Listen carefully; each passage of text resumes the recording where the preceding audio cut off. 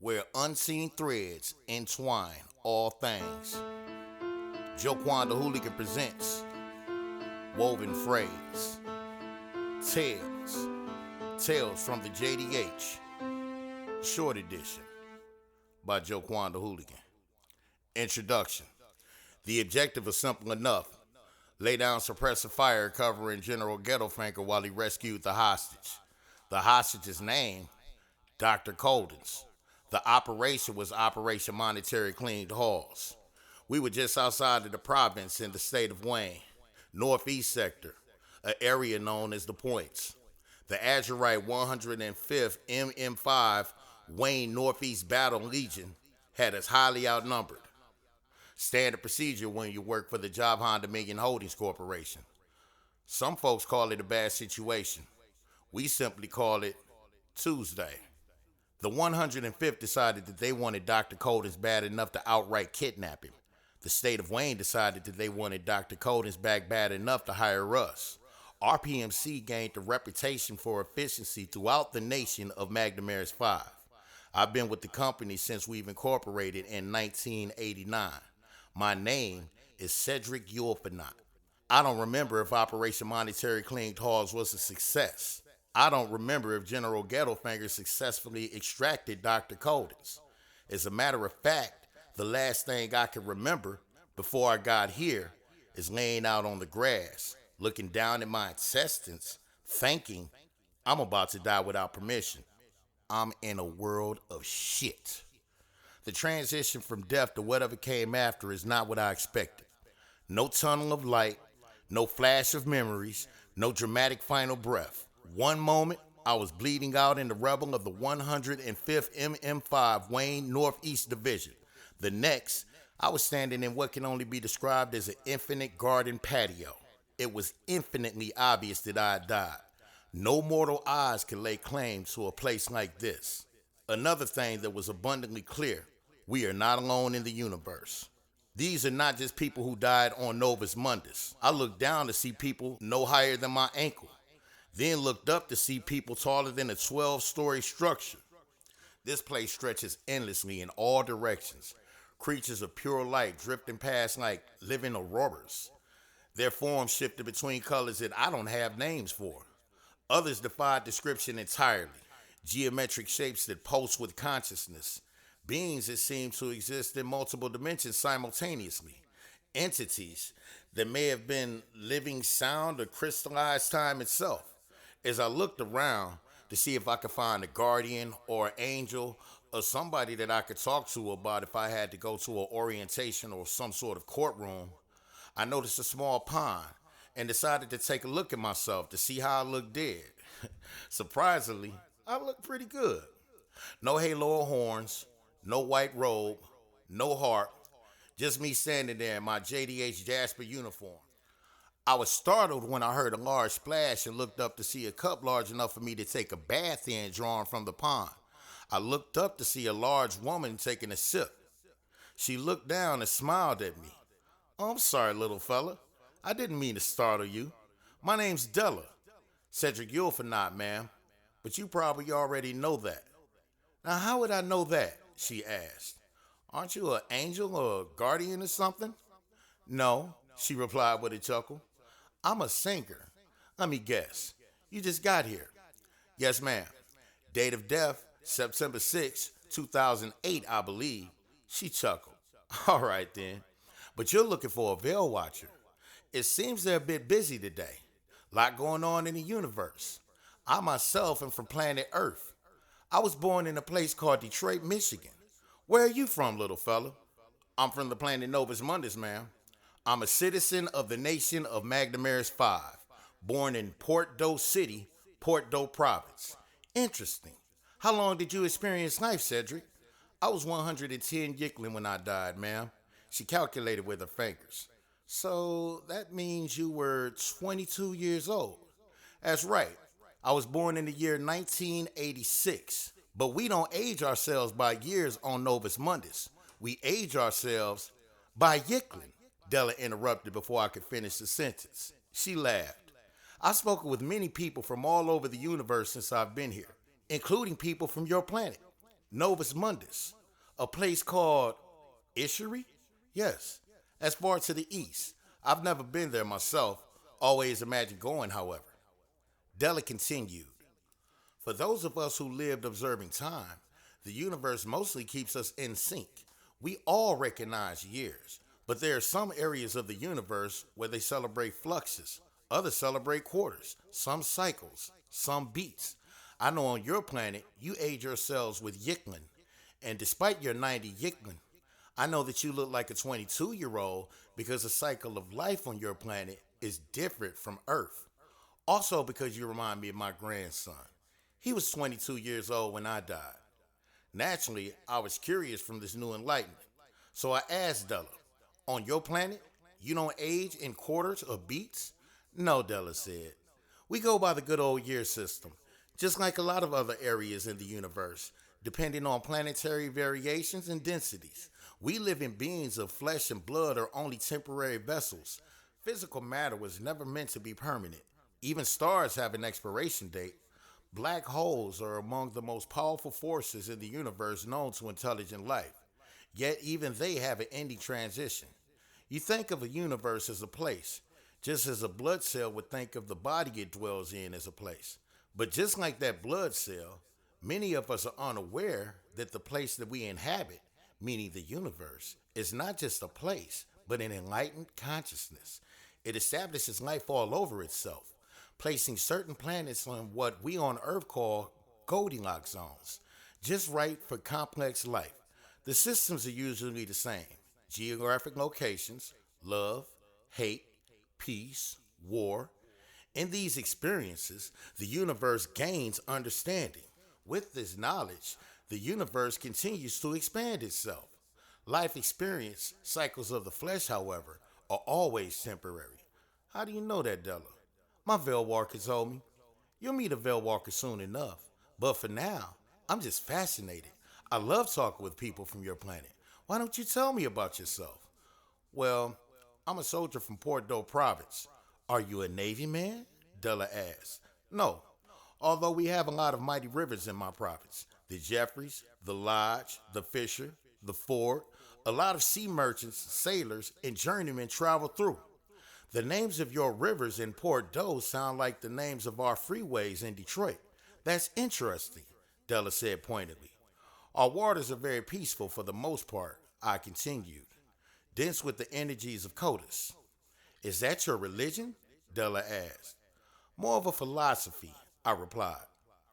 Billions of people on Novus Mundus observe various religions, but trillions more of us lay our ideology within the enchanted stones: jade, azurite, lepidolite, jasper, and citrine.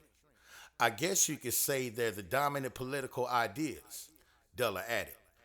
We have similar ideologies in Detroit as well, Democrats and Republicans. I myself am a Democrat. I serve Jasper, I continued, along with my employer, the Javan Dominion Holdings Corporation. We are a private military company. Sometimes we're hired by government agencies and corporate entities to protect certain political, ideological, and financial interests throughout the region. Do your governments have armed forces on Novus Mundus? Della questioned. Very massive ones, ma'am, I replied.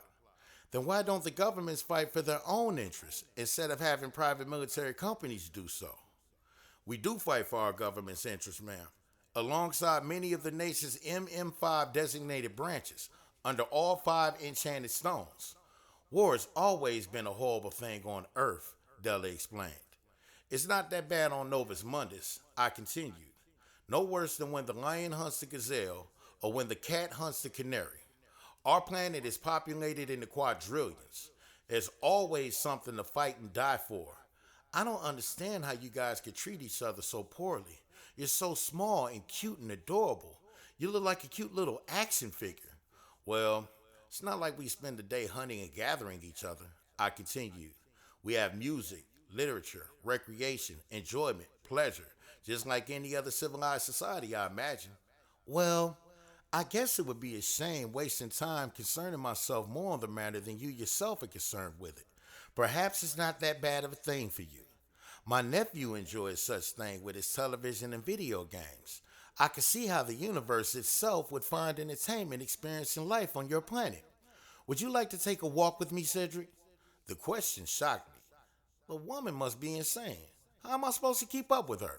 If she were to appear on my block back in the province, one step for her would easily clear 4 houses down.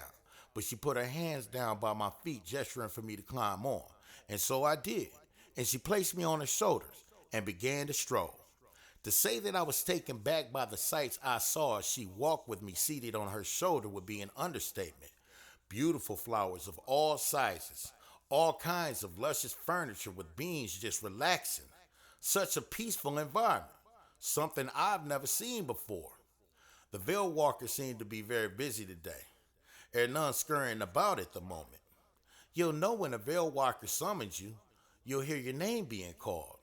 Until then, I'm very curious about the tales of your Javhan Dominions Holdings Corporation. Please, Cedric, enlighten me. The Sound of Shadows. I've been with the company for a long time, since it incorporated in 1989. I always enjoy telling different stories about the Javhan Dominion Holdings Corporation. I entertain a lot of the freshly enlisted troops with these stories. One such story goes all the way back to the Kalamazoo conflict of 1975. Before Doyon Pops Rand Sr. and his sons, along with various other members of the 194th, started the JDH, Pops served under General Curtis Shepard as a lieutenant for the 217th. It's a Central National Battle Legion. It was there that he met communications specialist James Howe. Sometime before the end of the Kalamazoo conflict, Pops was transferred from the 217th to the 194th. I'm not sure why, but he stayed in contact with many of his comrades who fought alongside him in the Kalamazoo conflict. Though James never enlisted with the corporation, he was there from the beginning. He helped us develop our security and technology infrastructure. He wasn't that far from our headquarters in the city of Finkel Lakers, northwest sector of the province. He had a very nice apartment in the city of Dexter. He would do small computer jobs for various friends and allies. Eventually, in 2002, James caught the attention of Jermaine Miller, a man whose vision extended far beyond conventional thinking.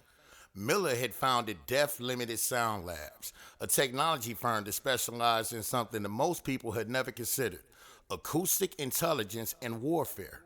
While the world focused on bullets and bombs, Miller saw potential in sound itself, the ability to wage war with frequencies and vibrations.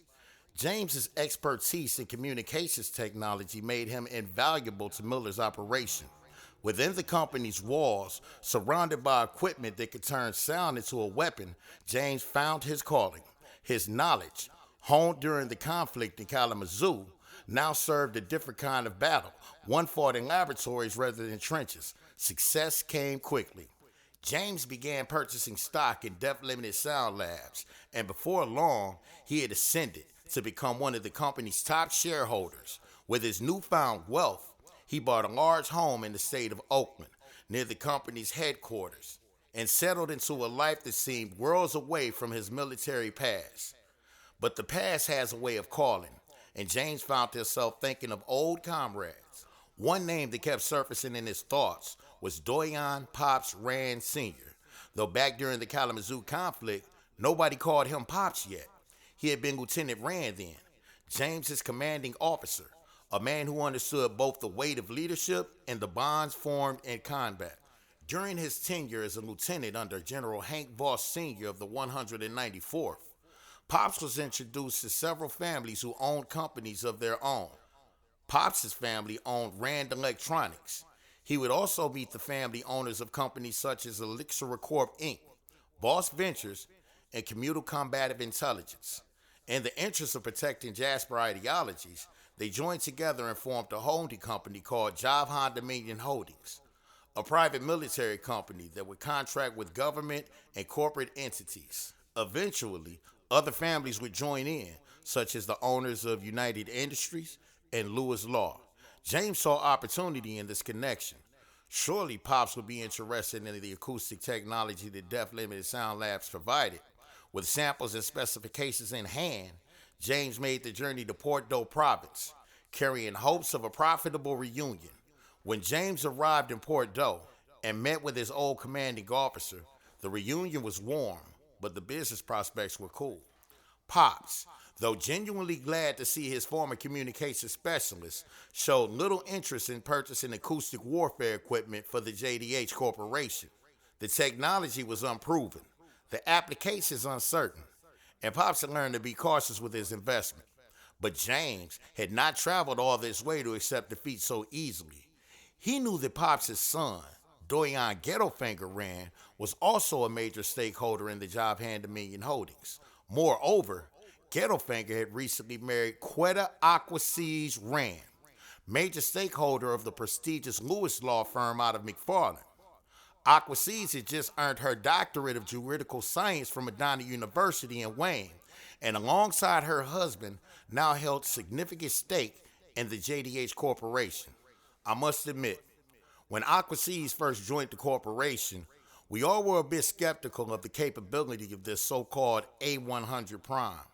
Somewhat quiet in her demeanor, she didn't strike us as what some would call a badass, until one day during an intelligence briefing with the 76 MM5 Port Doe Northeast Battle Legion, one of the lieutenants of the 76 decided that he wanted to grab a handful of cheeks, the shakeable kind, not the kissable kind.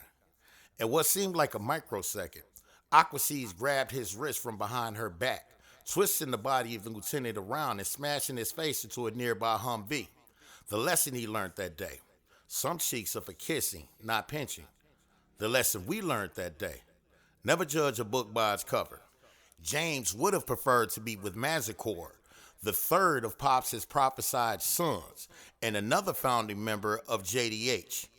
Mazikor's natural interest in technology would have made him a more receptive audience. But unlike Ghettofinger and Aquasies, Mazikor wasn't a A100 Prime, the designation that marked the elite tier of global decision makers on Novus Mundus. Business protocol demanded that James approach those with the highest authority. James arranged for a dinner meeting at one of the high society Elias Brothers restaurants in the city of New Jefferson, near the Doe Strait. The location was carefully chosen, upscale enough to signal the seriousness of the proposal, yet intimate enough for detailed discussion.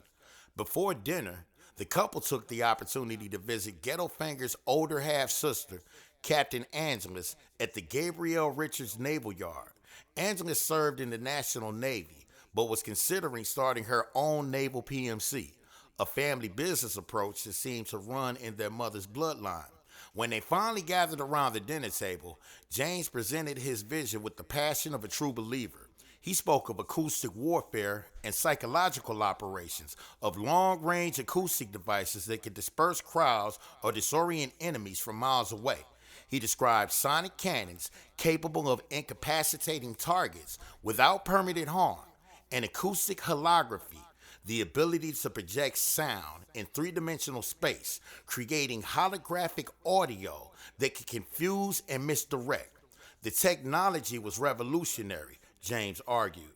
It represented the future of conflict, precise, controlled, and ostensibly more humane than traditional weapons. But the Rand couple remained unconvinced, though for different reasons.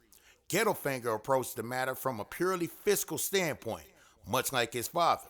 The technology was unproven in real-world applications, the market uncertain, and the initial investment substantial.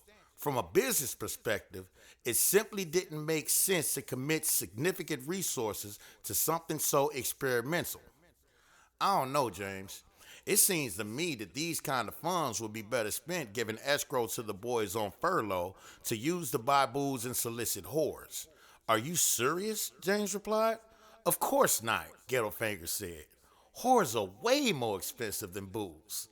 I'm kidding, James, he said, smirking as he read the exaggeration on James' face. But the technology you're proposing is relatively new. It lacks the practicality and experience of actual warfare. I myself, in good conscience, cannot send my brothers or my boys out there to play lab rats. For example, is this technology susceptible to EMP bursts? What about harsh weather conditions? We do a lot of battle in the Puritan Mountains, as well as out in Macomb, exposing our men to that kind of risk. What if the technology fails on us? It would just result in my father's booting my ass. That makes it pretty difficult to walk to the store, James. Have you ever walked to the store with the old man's booting your ass? You already know that I served under your father in the 217th myself, James replied. Not only did I get the boot, I got the nail. I can't shit on the toilet. I have to use the bathtub, James said, smiling. But think of the lives you could save in battle. Think of the reduction in collateral damage with acoustic warfare rather than conventional with the messy ordnance that you're using now. I'm looking at these sonic cannons in this catalog here. The money we spend on just one, we could purchase 20 RPGs. It's a bit messy, yes, but just like the prom queen of my old high school, it's tried, true, and the thrill is cheap. Aqua Seas, however, raised concerns that cut deeper than mere economics. Her legal training had taught her to see beyond immediate applications to longer-term implications. She questioned the ethical dimensions of acoustic warfare, particularly what such weapons might do to civilian populations caught in conflict zones. The line between military target and innocent bystander could become dangerously blurred when the weapon would sound itself, invisible and potentially indiscriminate. Her objections carried the weight of genuine moral concern. As someone trained in law, she understood that new technologies often outpaced the legal frameworks designed to regulate them. Acoustic weapons operated in a gray area where international law had yet to establish clear boundaries. James returned home empty-handed. His dreams of expanding depth-limited sound labs reached, dashed, against the practical concerns of his old military connections. But failure in Bordeaux would prove to be the least of his problems. Shortly after that unsuccessful dinner, depth-limited sound labs faced a crisis that made individual rejection seem trivial. The company was shut down due to ethical and financial irregularities, the very concerns that Aqua Seas had raised proving prophetic. The technology that James had believed would revolutionize warfare instead became the catalyst for his downfall. For his part in the company's operation, James Howe served a small bid in federal prison. The man who had once kept communications flowing during the chaos of the Kalamazoo conflict found himself silenced by the justice system. His expertise in sound and signal reduced to the echo of closing cell doors. And that's the tale of ambition meeting reality, of old soldiers trying to find their place in a world that had moved beyond the conflicts that defined them. James Howe had sought to transform the nature of warfare itself, to make conflict more precise and perhaps more humane. Instead, he discovered that the most dangerous weapon of all might be the illusion that technology can solve the fundamental problems of human nature. The acoustic devices he championed promised to wage war without bloodshed, but war, it seems, finds a way to draw blood regardless of the weapon employed. In the end, James learned that some sounds, like the closing of prison doors, carry their own kind of finality. Whether the technology he promoted ever found other applications, whether other companies took up where depth-limited sound labs left off, I cannot say. But I do know this.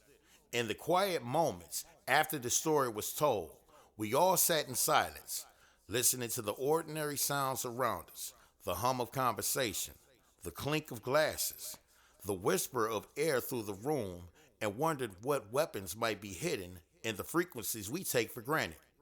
That's a tale as I heard it anyway. Make of it what you will. Anchors Away, a tale of pirates and paychecks. Another tale from the JDH archives. This one from 2003. Working for a private military corporation, you get used to unusual assignments. Government contracts, corporate security, the occasional escort mission, it all becomes routine after a while. But every now and then, you get jobs that produce outcomes that sound like stories produced from the mind of a madman. When I hear some of the stories from my comrades at the Javhan Dominion Holdings Corporation, I can just imagine some crazy bastard making this all up. I can just imagine some stoner pulling up to a house with shag carpet, stepping out of a vehicle that smells like Panama itself, going into his kitchen, banging away at a typewriter. This is one of those stories, and it involves pirates. Real, honest-to-goodness pirates with helicopters and everything. Back in 2003, the Port-au-Prince Executive's Office was dealing with what you might call an unconventional problem. A faction of female epitolite rogue pirates had been making a name for themselves throughout the region, and not in a good way. Their specialty was the robbery of gold reserves off major river shorelines, a very specific and very profitable criminal enterprise. These weren't your typical bandits operating out of some backwoods hideout. No, these ladies had style and sophistication. Their method of operation was almost military in its precision. They'd park their carrier vessels somewhere strategic, board their helicrafts, specialized choppers that they themselves improvise with special high-weight pulley rigs, commit their robbery with surgical efficiency, then flee back to their carrier and coast out of town before anyone could mount an effective response. The executive's office had finally had enough. They put out a substantial bounty on the whole crew, and that's where JDH came into the picture. The contract came with names and descriptions: Mavita Esme, Vesta Mioni, Tessa Vimo, and Amira Vos. 4 women who had turned piracy into an art form. Al Flint and Quetta QG Lewis were running a routine helicopter patrol over the southwest Ford River in an area known as Claytown. Al is one of the prophesied members of the JDH. He and his family are known throughout his homeland as the Acts of Genesee. His father, Phil, is the owner of Elixir Corp. Inc. and one of the A100 Prime signatures on the JDH Articles of Incorporation, archived at the nation's capital in the city of Alphasan in the state of England. QG, well, she was Aquasius' younger sister. Her brother-in-law, Doyon Ghettofinger Rand, is another one of the A100 signatures on the Javhan Dominion Holdings Corporation Articles of Incorporation. Along with that, her family ran the prestigious Lewis Law Firm in the city of McFarland. Needless to say, this was hotshot JDH brass in this helicopter.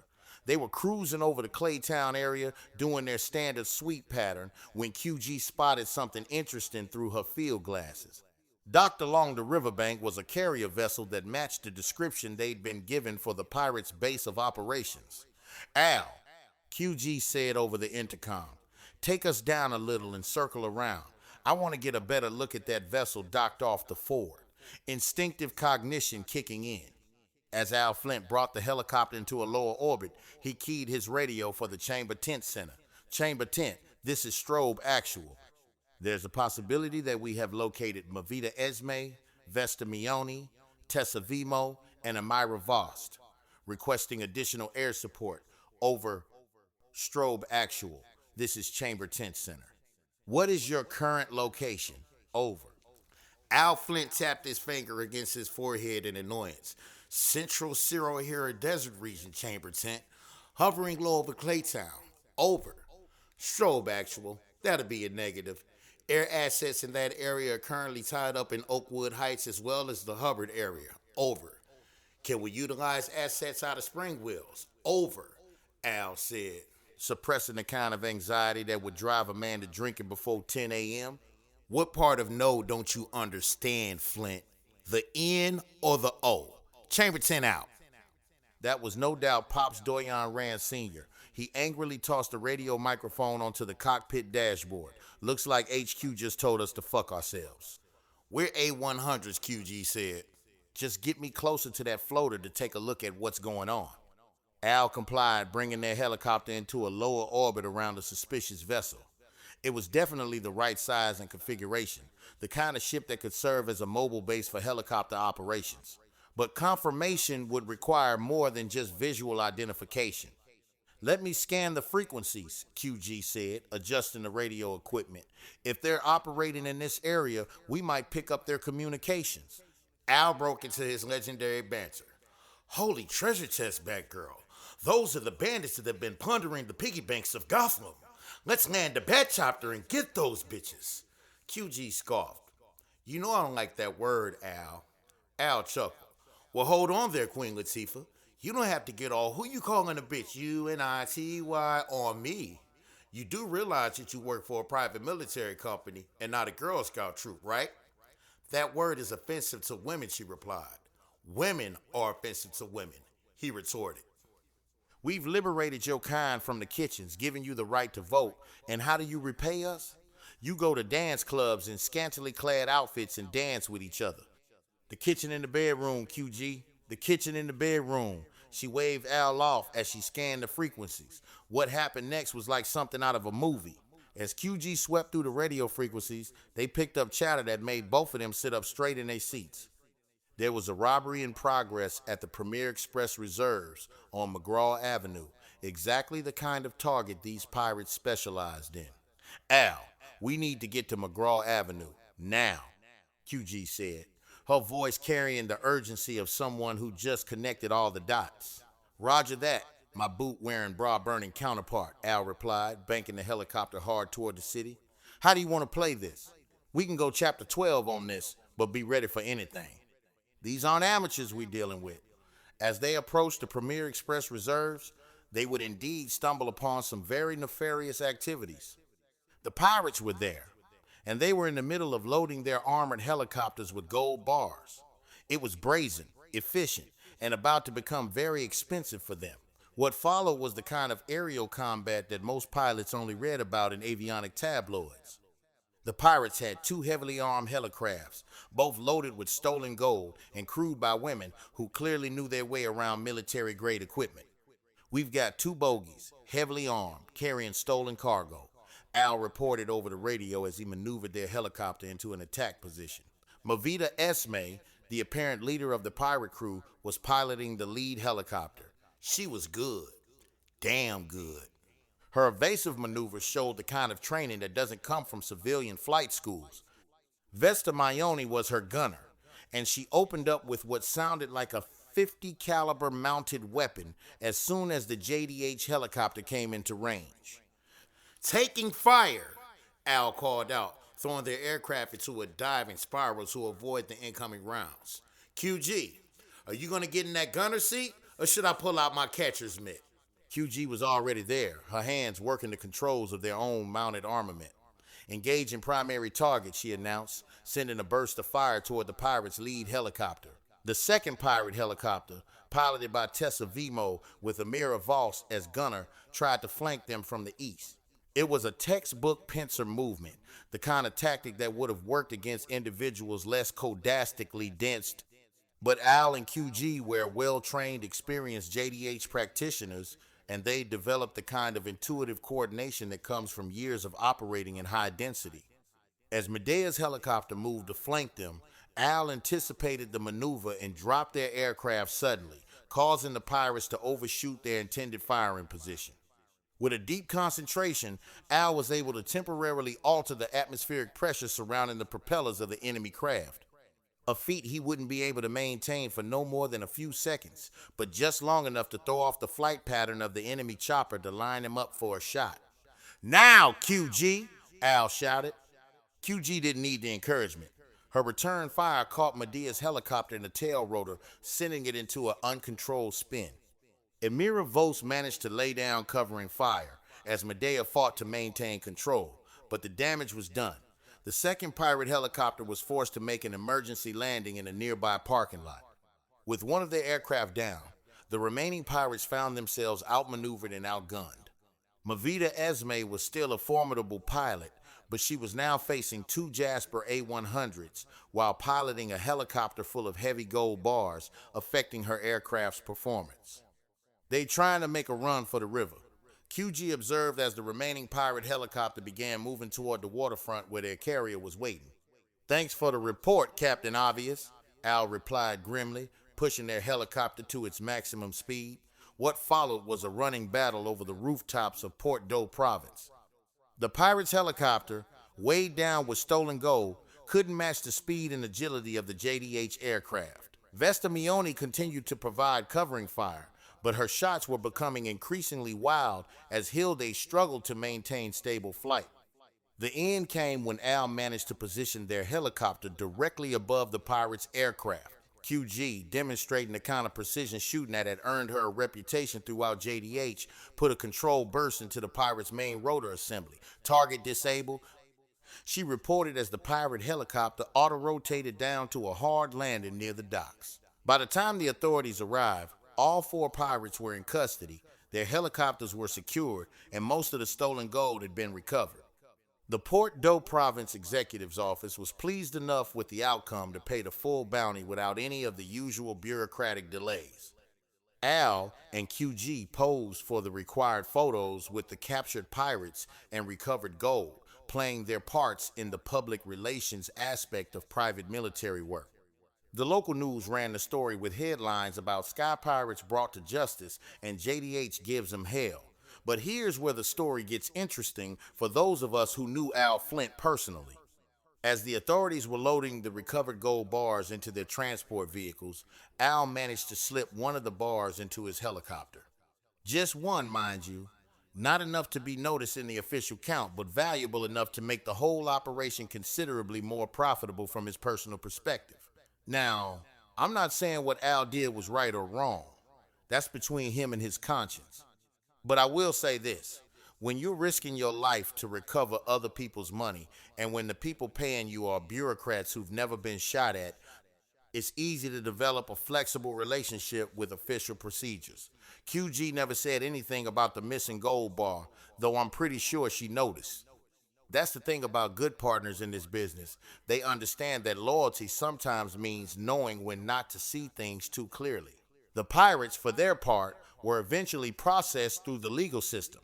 Mavita Esme and her crew had skills that were too valuable to waste in a conventional prison, so rumor has it they were offered alternative arrangements, the kind that involved government service and classified assignments. As for the missing gold bar, well, let's just say that the bottle of scotch that Al bought at Viceroy Liquor Store that week was a bit older than the one he bought last week. And when you consider that he and QG had just engaged in aerial combat against armed pirates over a major city, most of us figured he'd earned every ounce of that gold. The lesson here is that sometimes the most important part of any mission isn't what goes into the official report. Sometimes it's what happens in the margins, in the small moments when good soldiers make practical decisions about practical problems. And sometimes, just sometimes, those practical decisions involve making sure that the people doing the dangerous work get a little more compensation than what's listed on the original contract. That's the story of how 2 JDH operatives brought down a crew of sky pirates and how 1 gold bar found its way into an unauthorized libation fund. QG's moral compass would point nowhere near that goal. But a couple of shots from that bottle of scotch was definitely north on her map. Make of it what you will, but remember, in this business, the line between heroism and pragmatism can be thinner than you might expect. Smoke 'em if you got 'em. A hustler's gambit. A tale of desire versus discipline. Some of the best lessons in business come from the worst business decisions, and some of the funniest stories come from watching smart people do incredibly stupid things. This is one of those stories about ambition, opportunity, and why you should always read the fine print, even when there isn't any. This tale takes us back to 1997, when some of the current JDH leadership was still figuring out the difference between opportunity and disaster. It involves 3 members of the Rand and Maxwell bloodline, Dotoro and Tazakai Rand, along with their older cousin, Chucky Maxwell. And it all started with motorcycles, illegal street races, and the kind of entrepreneurial thinking that can either make you rich or get you killed. Picture this: South Finkel Lakers, the Cloverdale Strip on a Friday night.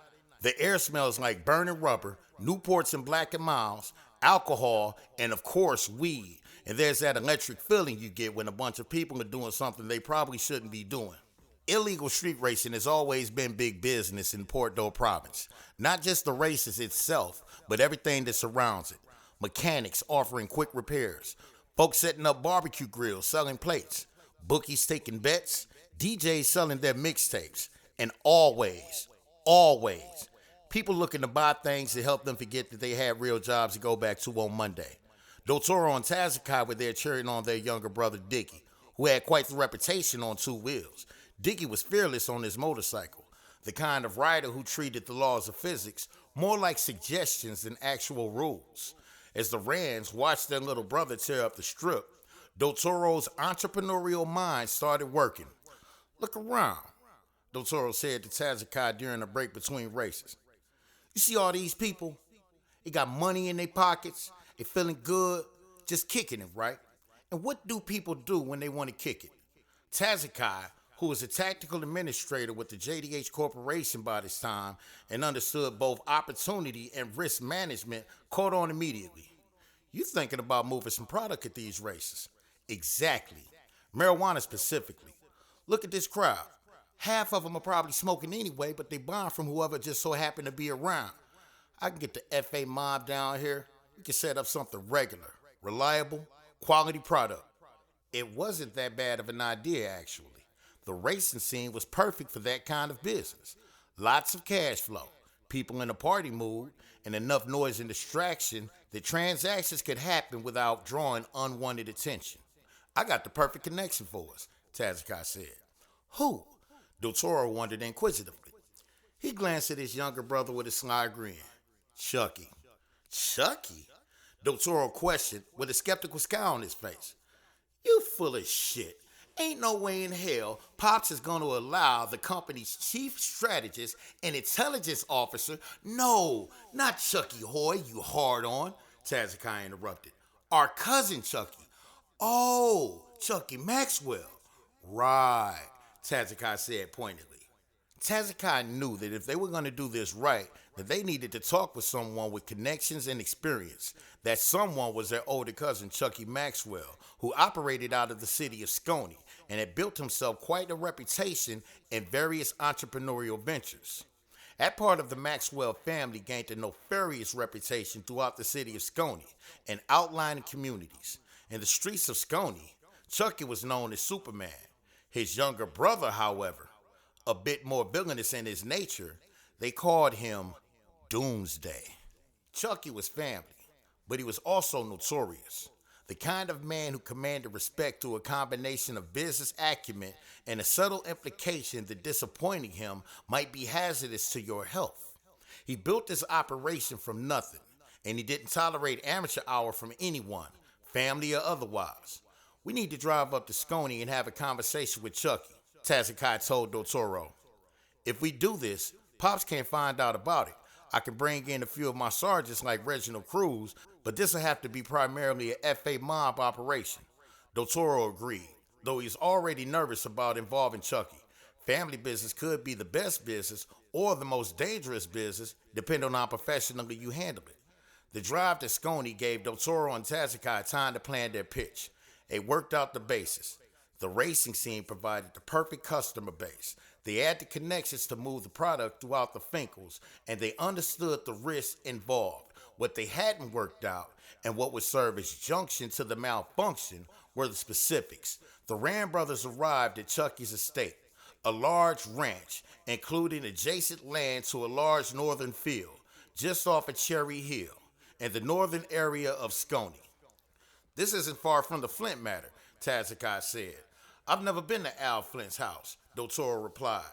"That's because you're not a member of the Job Hand Dominion Holdings Corporation, genius," Tazakai answered sarcastically. As they arrived at the horseshoe driveway, their older cousin, Elizabeth, and younger sister of Roquel Maxwell, by happenstance, so happened to be at Chucky's that day, on the patio adjacent to the front entrance, preparing what appeared to be salmon fillets. "Smells good," Tazakai said, greeting his cousin. "I'll be ready in a few," Elizabeth said, returning the greeting. Dotoro scowled. "I prefer for my meals to have legs rather than fins." Tazakai chuckled. "Cool. More for me." There, Cousin Chucky greeted them at the door. "As I live and breathe, 2 of the 5 dancing sons have come down to earth," Chucky said, greeting his younger cousins. "I didn't hear any stories on the news about meteor strikes. Shouldn't you boys be in space doing a jit or something?" Tazakai laughed. "Looks like you've lost some weight there, cuz. It's good to see you," he said in a hug. Chucky smiled back at his younger cousin. "Well, it's good to be seen and not viewed. What brings you boys to Scone? Mind if we chop it up with you confidential under the hat?" "Sure thing, cuz. Step into my office." When they sat down with Chucky in his office, a back room of a legitimate business that served as cover for his less legitimate enterprises, they made their case with the enthusiasm of young entrepreneurs. The racing scene is wide open, Dotoro explained. Consistent customer base, regular events, people with disposable income. We can move product every weekend at the races. I've got crews throughout the Finkles for the weekdays, too. Chucky listened with the kind of attention that successful businessmen give to proposals that might make them money. He asked practical questions. What kind of volume were they thinking? How would they handle security? What was their payment timeline? Here's where things went sideways. In their enthusiasm, the brothers had focused on the opportunity without nailing down the specifics. When Chucky asked about quantity, they gave vague answers. They were thinking maybe a van load to start with, enough to test the market without overcommitting. Chucky, being a businessman who thought in terms of efficiency and economy of scale, had different ideas. If you boys are serious about this, you need to think big. Small loads mean small profits and more risks per transaction.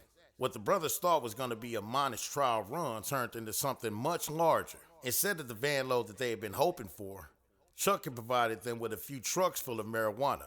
Not small trucks either. We're talking about enough product to supply the entire racing scene for months. Dotoro and Tazakai looked at those trucks and realized that they had stepped into a much bigger game than they had planned for. But they were committed now, and Chucky was family, so they took the shipment and headed back to set up their distribution operation. To their credit, the brothers set up a solid distribution. Dotoro ran the FA mob out of Littlefield Township, north of Finkel Lakers. His mob lieutenant, Wade Griffith, could stash the goods at a spot they had on 21st. Dennis James and Coco Lawhorn would be in charge of Dotoro's distribution. Tazakai would cover startup costs, as well as provide additional security with his captain with the JDH, Reginald Cruz. With a network stretching from East FA to Littlefield Township, the racing scene at Cloverdale Strip became their primary market, just as they had planned. But they also established secondary markets throughout their territory. The money started flowing immediately. The racing crowd was exactly as receptive as they predicted, and word spread quickly that the Ram brothers had quality product at fair prices. For a few weeks, everything was going according to plan. Success, as it turns out, was the brothers' downfall. With money coming in and trucks full of product available, the operation started getting sloppy.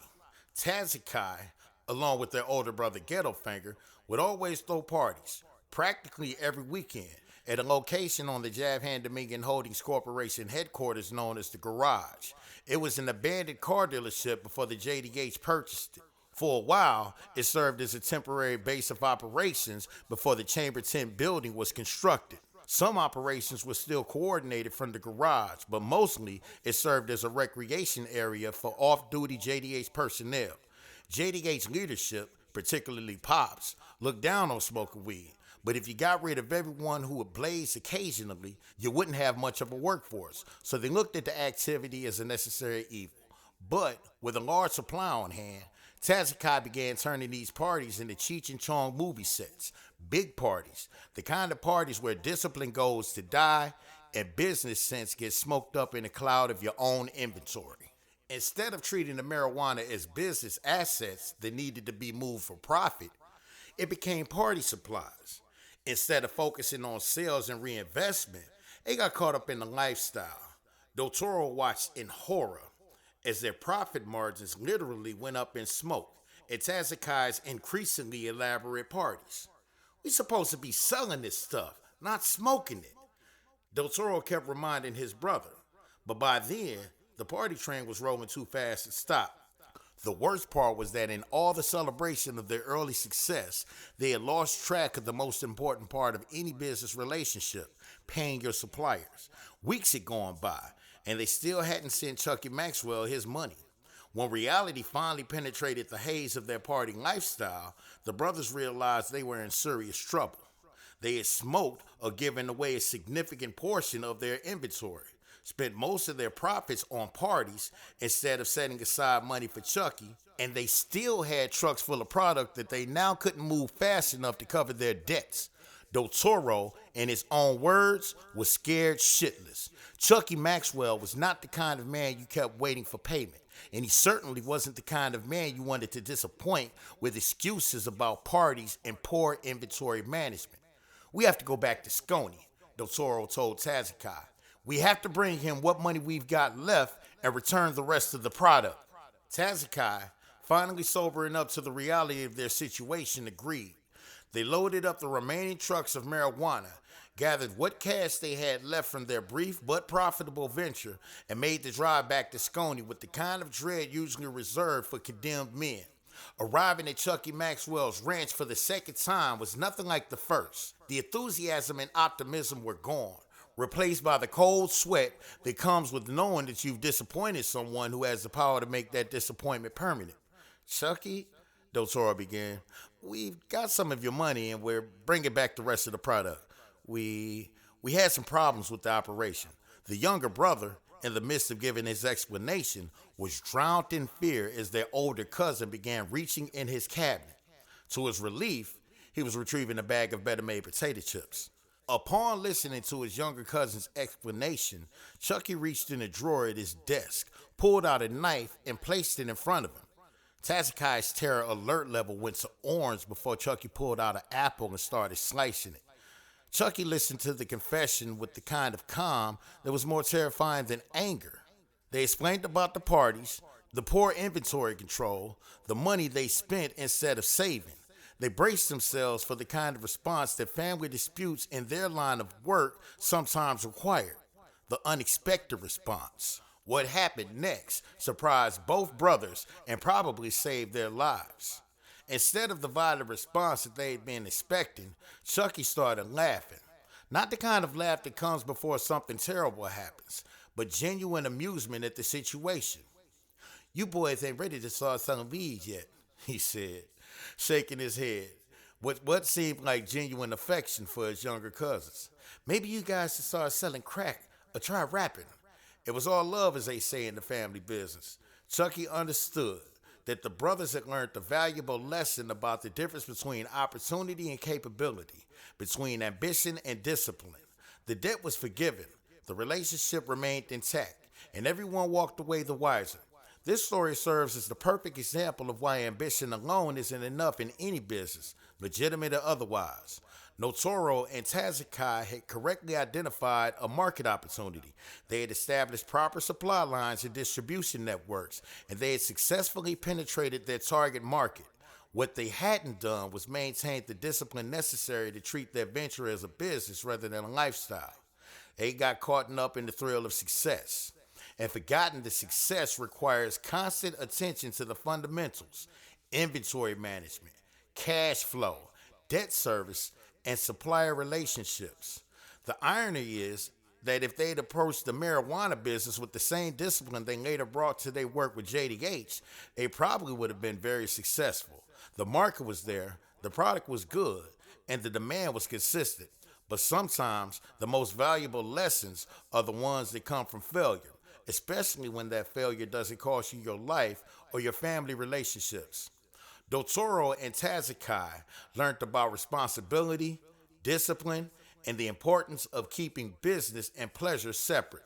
The aftermath, Yicklin later, both brothers would apply the lessons from this failed venture to their legitimate careers. Dotoro eventually joined JDH and brought the same entrepreneurial thinking that identified the racing scene opportunity, but tempered with the discipline he had learned from watching their marijuana operation go up in smoke.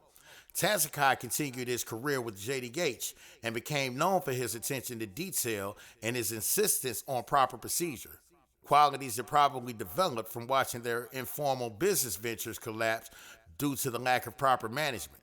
As for Chucky Maxwell's suggestion about selling crack or trying rapping, well, let's just say the brothers took his advice about finding business ventures more suited to their temperament and skill set.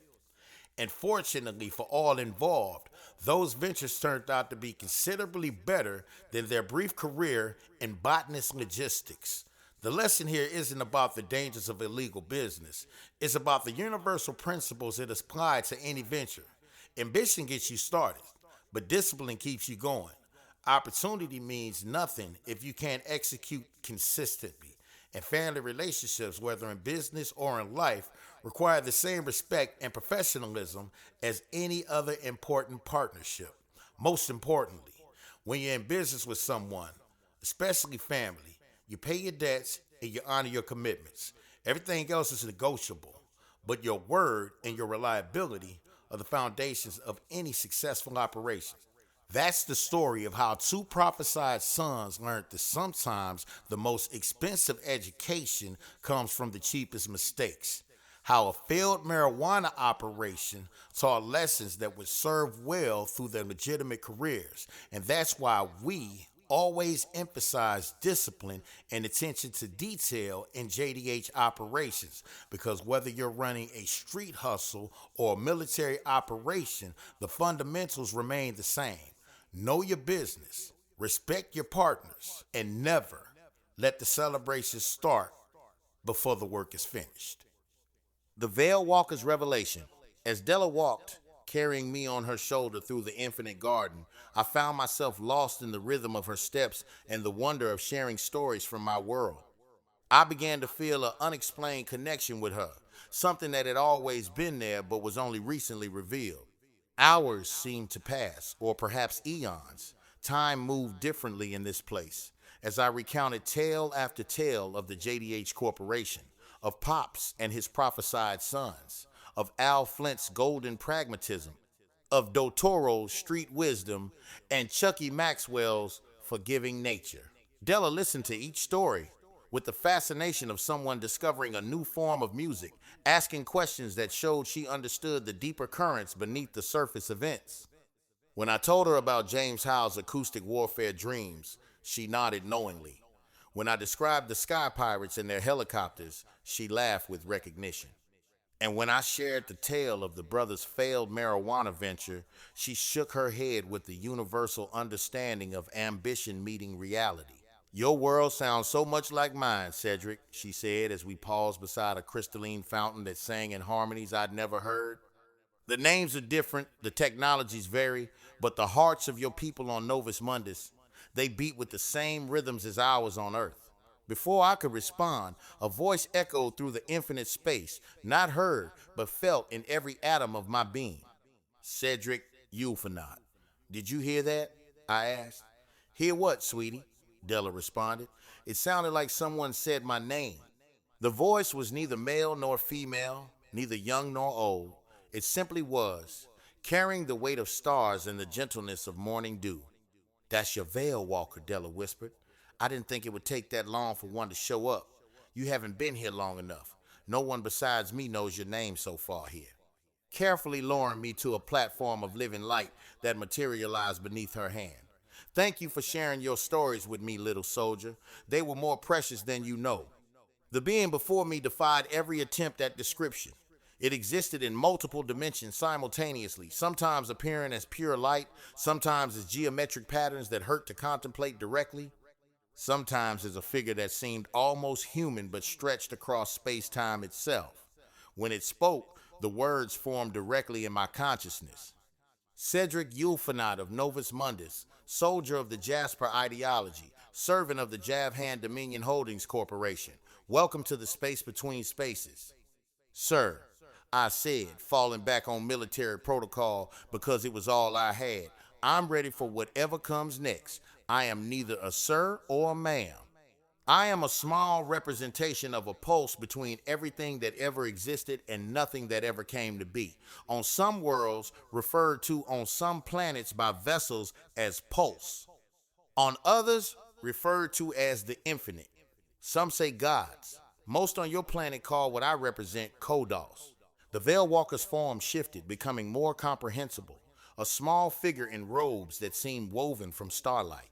Before we proceed, there are truths you must understand about the nature of existence, about your world, and about the connections that bind all things. With a gesture, the space around us transformed. I found myself standing on the shore of a vast ocean that reflected not water, but scenes from countless worlds, Earth, Novus Mundus, and realms beyond imagination. Your planet, Novus Mundus, and Della's world, Earth, exist on opposite sides of the universe, the Veil Walker began. Yet they are quantumly entangled, woven together by forces that transcend physical distance. Every action, every story, every heartbeat on one world resonates with its counterpart on the other. That's why, I began. That's why Della was so intrigued by your tales. Yes, you and she are connected at the level of consciousness itself. Your spiritual essence is a physical manifestation along with thousands of other beings from your world that are entangled with hers, as are thousands of other beings across both worlds. The universe has paired you across impossible distances because your experiences, though different in detail, serve the same cosmic purpose. The ocean of worlds rippled, and I saw scenes from Earth playing out scenes that looked remarkably similar to the stories I just told Della. Street races in Detroit, soldiers in distant conflicts, families building businesses, the eternal dance of ambition and consequence. The size difference between your peoples, the time dilation that sinks Earth years to Novus Mundus Eichlin, these are not accidents, the Veil Walker continued. They are features designed to allow the universe to experience itself through different scales and perspectives. You and Della, though you live parallel experiences, perceive them through entirely different frames of reference. But why, I asked. What's the point of all this complexity? The Veil Walker's form brightened, and I sensed something that might have been a smile. Because, Cedric Yulfanot, you and every conscious being in existence are not meant to be permanent physical entities. You are small parts of the universe itself, temporarily inserted into vessels of flesh and blood, so that the universe can experience itself subjectively. The quantum entanglement between Novus Mundus and Earth is a thick thread. The planet Earth serves as the vision. The planet Novus Mundus serves as the manifestation of what was observed, the simultaneous comprehension and manifestation of what was observed on Earth. The quadrillion of beings on your planet are physical manifestations of each individual on Earth, including life circumstances that was, is, or has yet to become. Thousands upon thousands of you are quantumly woven to a single individual on Earth, providing what you call Kodos-enhanced perspectives to itself.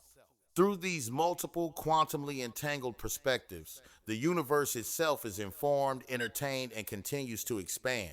The revelation hit me like a shockwave. We're all pieces of the universe.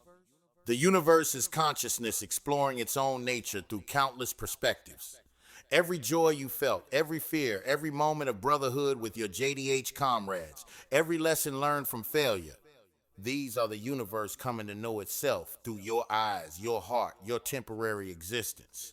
I thought about my short life, 110 Yicklin, 22 years, and suddenly understood why it had felt so intense, so meaningful despite its brevity. That's why everything felt so important, so vivid. Precisely. The universe gives each vessel just enough time to contribute its unique perspective to the greater understanding.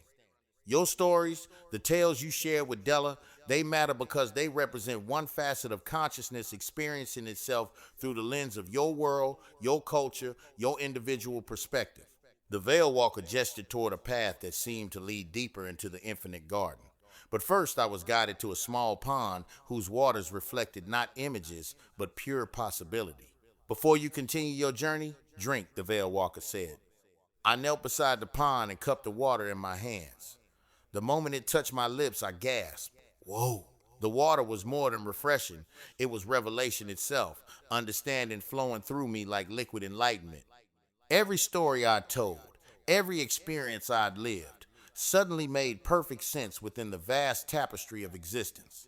The Veil Walker's voice carried gentle amusement. It's not because this water is phenomenally refreshing, Cedric. It's because it represents a different kind of experience for you, just as the universe seeks to experience different manifestations of itself through every conscious being it creates. I looked up at this cosmic guide, understanding flooding through me like the waters of that impossible pond. My life, the JDH, all those stories, they were the universe experiencing itself through the lens of a soldier from Novus Mundus. And Della's life as a singer in Detroit was the universe experiencing itself through the lens of an Earth human.